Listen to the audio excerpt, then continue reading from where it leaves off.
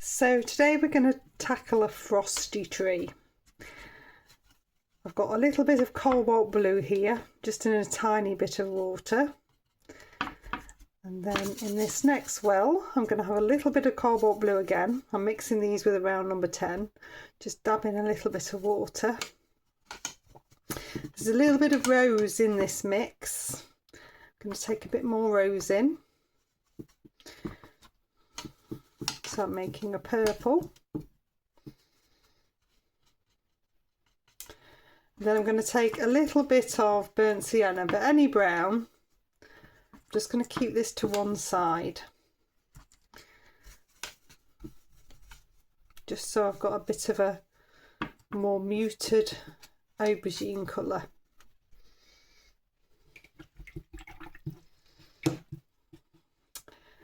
So I've got a little bit of Saunders Waterford here. I'm going to wet this.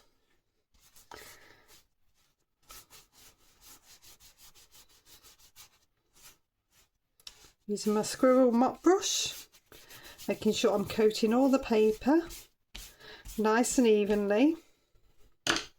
We're going to get a little bit of a sky on. So with my round number 10, I'm coming in a circular motion. This is with the cobalt blue.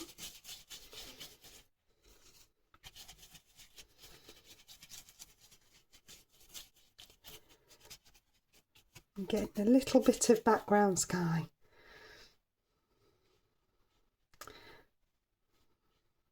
I'll leave a little bit of snowiness at the bottom. Give that brush a bit of a rinse. Dab it off because I've already mixed up the colour. I don't want to add water to it. And I'm going to come into the purple colour. So I'm going to wisp that through. I'm keeping my brush pressed down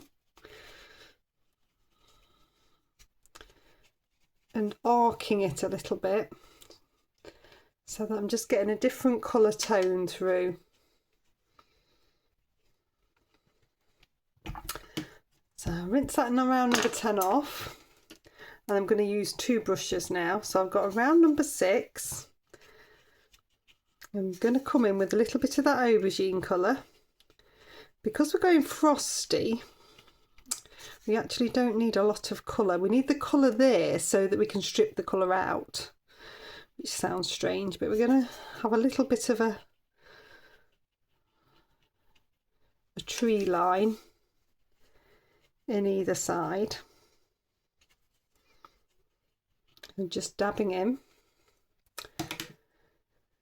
And then with my rigger, I just want to stroke some little bits up. So these could be branches, they could be a bigger trunk.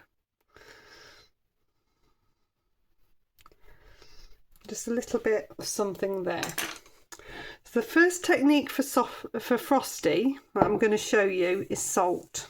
I've got a couple of techniques. I'm going to do another video after this. And I'm going to place it quite specifically. So I'm placing it where the tops of the trees will be. That's going to give the frostiness and pull the paint out. So just at the tops of those trunks and branches we've just done. You can take some little bits further down, it works quite nicely. And then the salt pulls out the paint, and that's going to create the frosty effect. But if you go all over it, it'll look like snow. If you keep it in a specific area, it tends to look like frost. So I'm going to let that dry off.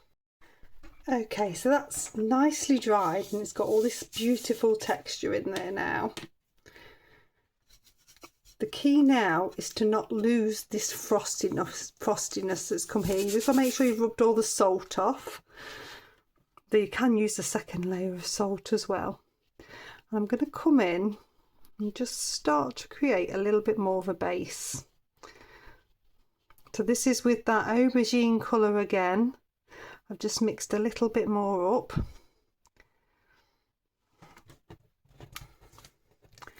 I need to undo this because I'm going to twizzle round in a second. Take a little bit here. So if you keep to a lighter colour, it tends to look a little bit more frosty. So if I now twizzle round, that was with my round number 6. I'm going to come in now with my rigger. So I'm just going to start to bring some lines up to the frostiness. I'm staggering those branches, tapering them out.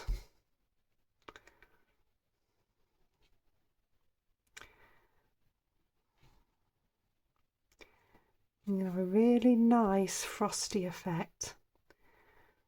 Bring a little bit of brambliness down here.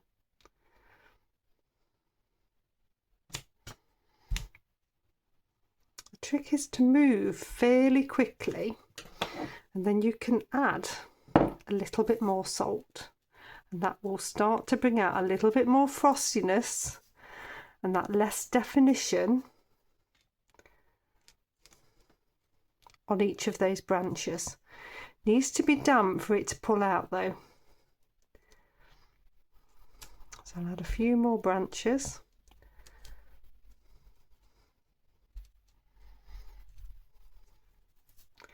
And a little bit more salt. It's much easier to paint upside down to get that nice point.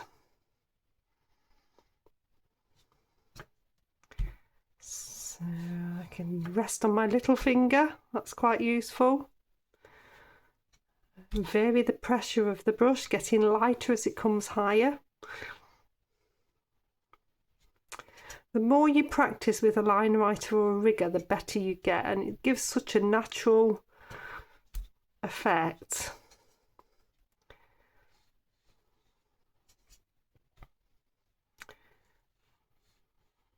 Get a bigger frosty branch in here, come higher.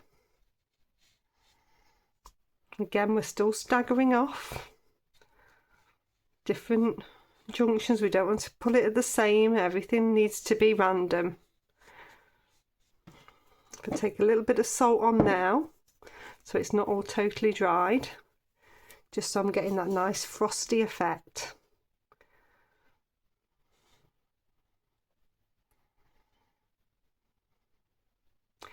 Overlap a few, you can send a few down.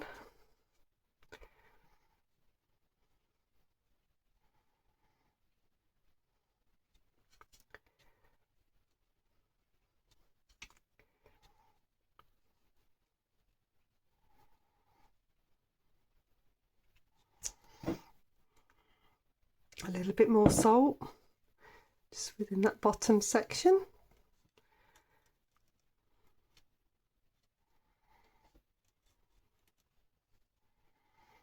It's going to start to give you really nice frosty trees. Twizzle back round.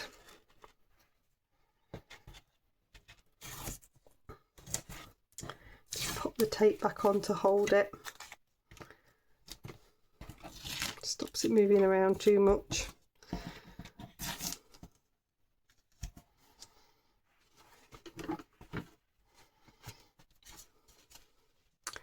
So I can take some little bit more bits of colour in, just to darken some areas.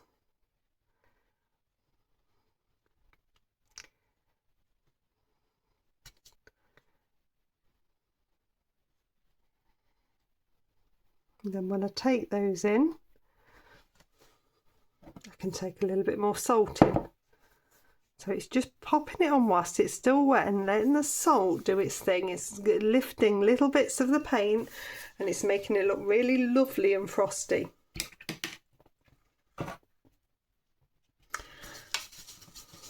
So this is really just using the white of the paper.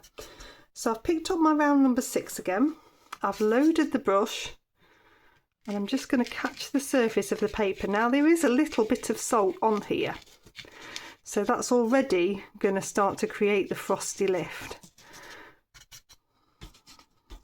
I'm keeping my brush really low, so it's the side of the brush that's catching the paper, and it's like a dragging action. This is called dry brushing, but your brush is actually not that dry.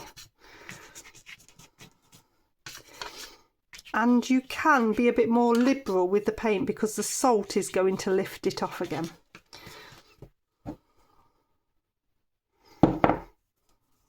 So we're going to then sprinkle the salt over those areas. It's like a little sprinkling, like you would do on your dinner.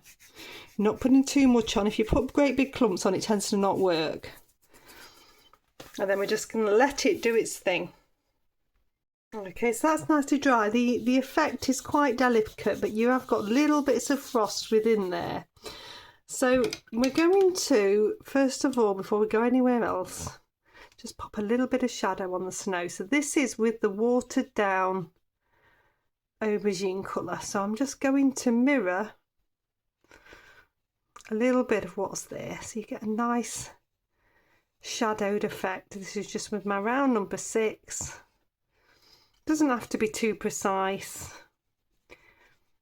Just make sure it's quite watery.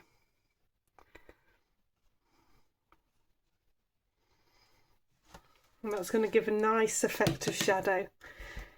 And the other thing we're going to do is go into some white gouache. So if I come into the white gouache, this is round number 6. This is a neat blob of gouache. I'm just going to bring this through a little bit. I don't want to do all of it.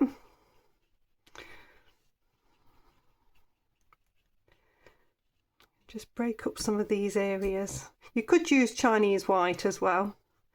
With anything that's random, with the salt, sometimes it pulls out better than other times. So sometimes if you do it, it will pull out a lot more and you actually don't need to use a bit of gouache. But this time I feel like I do. It's not quite frosty enough. So this is just random dabs coming over the bits that I've dry brushed, but not eliminating them. I want them to still see little bits of the dark, and then this is giving little bits of frostiness.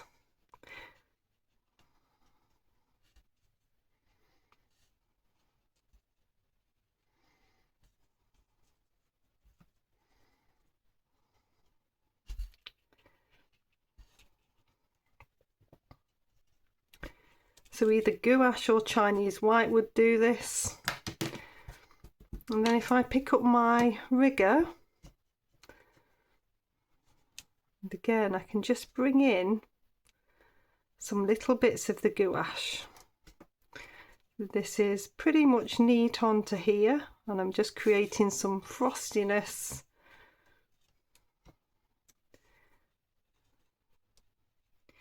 into these grassy areas. So it's just a little bit of a flick up really.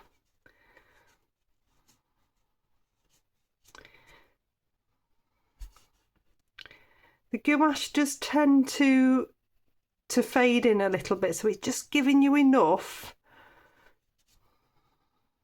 for that frostiness. It's not as opaque as the acrylic ink would be. So it gives you a nice softness.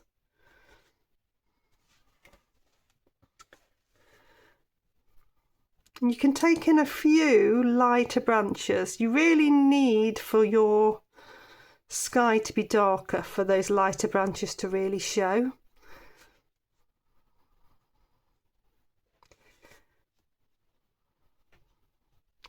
But it gives a lovely frosty effect. And there's still quite a lot of depth in there.